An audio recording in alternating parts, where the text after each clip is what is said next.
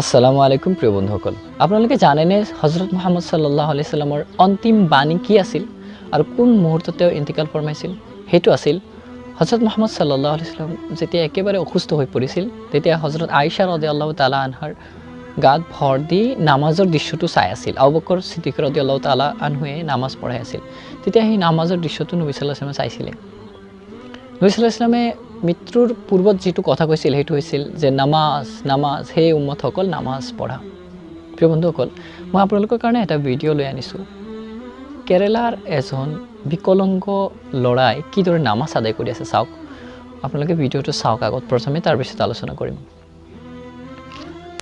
أعوذ بالله من الشيطان الرجيم بسم الله الرحمن الرحيم يا أيها المزمل قم الليل إلا قليلا نصفه أو انقص منه قليلا أو زد عليه ورتل القرآن ترتيلا إنا سنلقي عليك قولا ثقيلا إن ناشئة الليل هي أشد وطئا وأقوم قيلا إن لك في বন্ধুসকল, হাসৰৰ দিনাখন যেতিয়া এই ল'ৰা খুদা হ'ব নামাজৰ বিষয়ে আৰু সি যেতিয়া ক'ব যে মই নামাজ আদায় কৰিছোঁ, তেতিয়া আপুনি কি উত্তৰ দিব?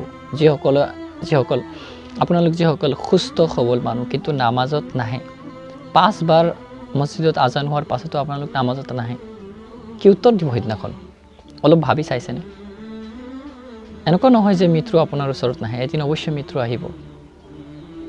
তেতিয়া আপোনাৰ সময় বাকী নাথাকিব আৰু মৃত্যুৰ পিছত একো চান্স দিয়া নহ'ব যে আকৌ দুনিয়াত আহি নামাজ আদায় কৰিবৰ কাৰণে। চ' ইমান আনাৰ পাছতে প্ৰথম যিটো ইছলামৰ ৰুকুন হয় এইটো হৈছে নামাজ। ইমান এটা ইম্পৰ্টেণ্ট বস্তু। হজৰত মুহাম্মদ সাল্লাল্লাহু আলাইহি সাল্লামে এই নামাজ কায়েম কৰিব গৈ বহুত কষ্ট কৰিবলগীয়া হৈছিল। নবী সাল্লাল্লাহু আলাইহি সাল্লাম যেতিয়া নামাজ শিক্ষা দি আছিল, তেতিয়া সিজদাত যোৱাৰ পাছত কাফিৰসকলে উটৰ নাৰী ভৰি গেলা পচা আনি নবী সাল্লাল্লাহু আলাইহি সাল্লামৰ ঘাড়ৰ ওপৰত দি দিছিল। এইদৰে যাতনা সহ্য কৰিছিল হজৰত মুহাম্মদ সাল্লাল্লাহু আলাইহি সাল্লামে এই নামাজ প্ৰতিষ্ঠাৰ কাৰণে। জিহাদৰ ময়দানতো তেওঁলোকে নামাজ আদায় কৰিছিল।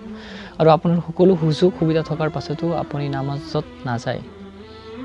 প্ৰিয় বন্ধুসকল, এই জীৱনটো অৱশ্যই এদিন সমাপ্ত হ'ব। এই জীৱনটো হৈছে এটা পৰীক্ষা হলৰ নিচিনা। ইয়াত যদি আপুনি টাইম ৱেষ্ট কৰে তেনেহ'লে আপুনি নিজৰ ভৰিত নিজে কুঠাৰ মাৰি আছে। যেতিয়া মৃত্যু আহিব তেতিয়া আপোনাক সময় দিয়া নহ'ব। প্ৰিয় বন্ধুসকল, নামাজ ইছলামৰ আটাইতকৈ শ্ৰেষ্ঠ অন্যতম এক ফৰজ।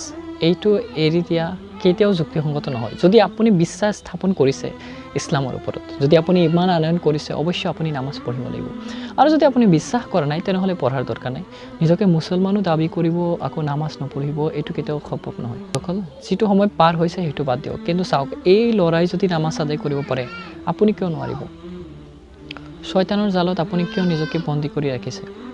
এতিয়াও সময় আছে, আল্লাহৰ দিনৰ ফালে ঘূৰি আহক। কাম বেক টু ইছলাম। কাৰণ যেতিয়া সময় পাৰ হৈ যাব তেতিয়া আপোনাৰ চিন্তা কৰি একো লাভ নাই। প্ৰিয় বন্ধুসকল, যদি আপোনাৰ অন্তৰ এতিয়াও জীয়াই আছে, যদি আপোনাৰ কল্ব এতিয়াও জীয়াই আছে, যদি গুমৰাহীৰ আৱৰণ কল্বৰ ওপৰত পৰা নাই, অৱশ্যই এই ভিডিঅ' যথেষ্ট হ'ব আপোনাৰ কাৰণে। আহক আমি সকলোৱে মিলি আল্লাহৰ নামাজ আদায় কৰোঁ। আল্লাহ পাকে আমাক সকলোকে নামাজ পঢ়াৰ তৌফিক দান কৰক। আমিন। আকৌ নতুন এটা ভিডিঅ'লৈ উপস্থিত হ'ম। আজিৰ কাৰণে বিদায় জনাওঁ। আসসালামু আলাইকুম।